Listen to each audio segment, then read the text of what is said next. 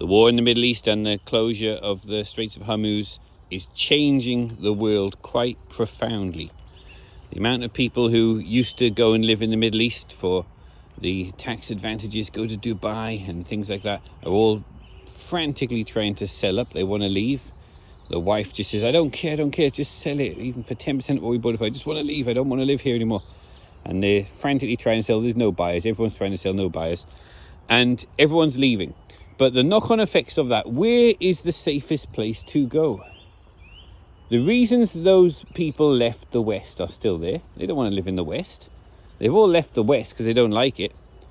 And they went to the Middle East. Now they really don't want to live in the Middle East. That's not an option now. They never want to go back. The Middle East is finished. So where's the best place to go? Well, I think Southeast Asia. We want a very safe place to live. All the countries or just East Asia. You know, I like Japan, but you've got Cambodia, Vietnam, Philippines, Thailand, of course. Loads of people go to Thailand. And then you've got Malaysia and Jakarta, Kuala Lumpur, a lot of people are going to. All these different places as a bug out option. I like Japan because you can get a free house there. But Japan is affected. Everyone's affected by the Straits of Hormuz being closed. Everyone's affected. Fuel and energy are getting very, very, very, very expensive. And are going to. I think Australia's only got like 30 days worth of fuel left. Who knows what will happen in 30 days? Whether it's just going to be very, very expensive. Japan's got about 260 days left of fuel, I think, something like that. But most countries are less than that. They've got less than like 100 days left. Who knows what will happen? The way the world is changing quite profoundly, you're going to see a massive rise in the sales of electric vehicles, EVs and solar panels, and the new battery tech. That is going to be a profound change in the world. I've already seen it in Japan. In Japan, EVs were not really that big. Very small percentage. Most of, I think it's 90-something percentage of vehicles are still petrol, diesel. That is changing now. The Straits of Hormuz closing has changed everything. You're going to see a massive change in the production now of vehicles. There's going to be less gas and diesel. I mean, in America they say gas, but petrol and diesel cars made. Most manufacturers are having meetings now. Let's change our production schedule. They're going to produce a lot less. Hardly any petrol and diesel cars are going to be produced now. They're all going to switch over to EVs. And then the cost of electricity is going up.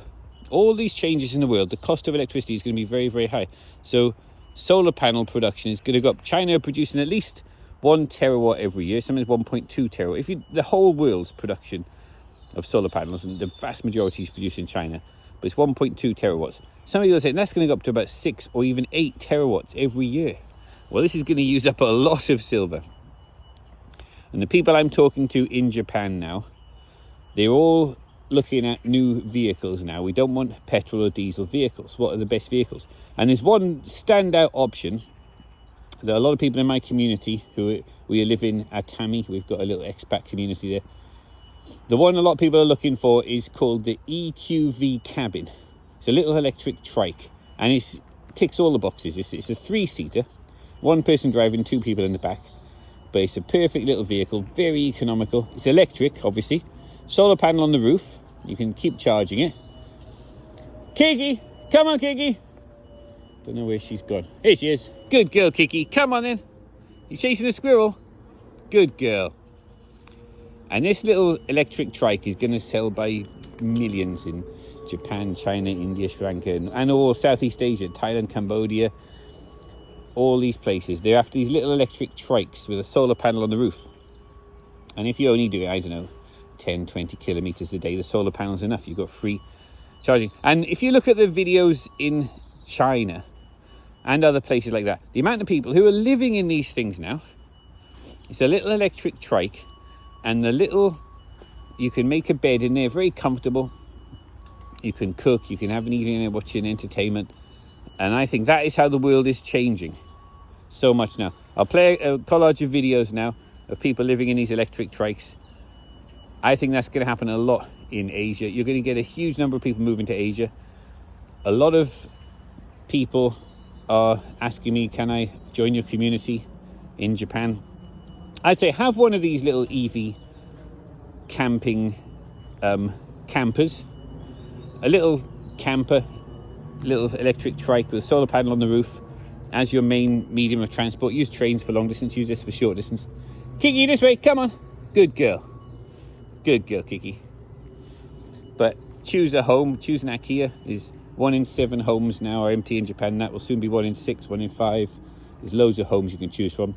And if you want to do a visa run, if you want to go there, you'll get a 90-day visa. Okay, 90-day visa you can have. There's no limit how many 90-day visas you can get. British people can get a 90-day visa in Japan, dead easy.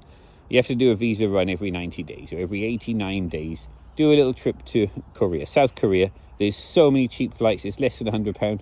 It's a bit like in Europe, in Britain, you can do these easy jet flights to Europe for like 30-40 quid. It's a bit like that in Japan. It's about less than 10,000 yen to get it's about, I don't know, 40-50 quid to get a little trip to Korea. I've spent a day in Korea. Nice day looking around Seoul. Done it many times. Come back to Japan, you've got another 90 days in Japan. Fly back to Tokyo, another 90 days. You have to do a visa run every 90 days. But if you're fed up with doing Korea every 90 days, do Vietnam, Kuala Lumpur, do all the Southeast Asian countries. Thailand, everybody goes to Thailand. Not many people are in Thailand anymore because the Thai baht is falling slower than the other currencies. It's getting quite expensive in Thailand. Japan is a much better option. Have a look at these amazing 3-wheel trikes, the EVQ Mini. Have a look at these.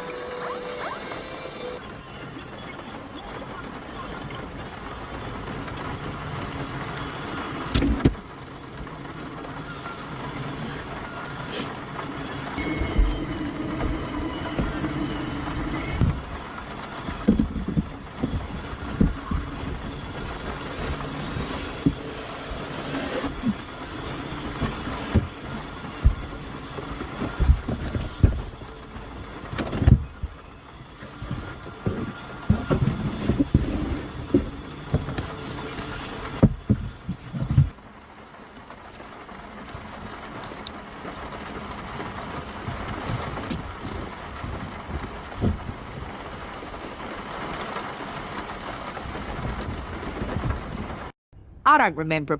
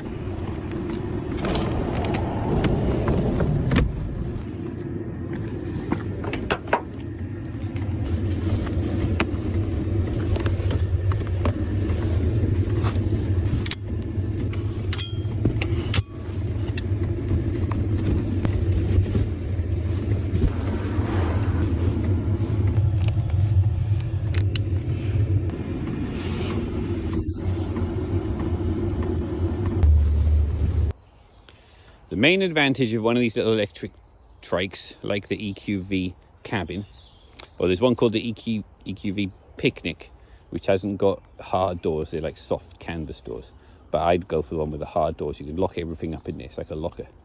The main advantage in Japan, you don't need insurance, you don't need tax, you don't need vehicle inspection. It's called MOT in the UK.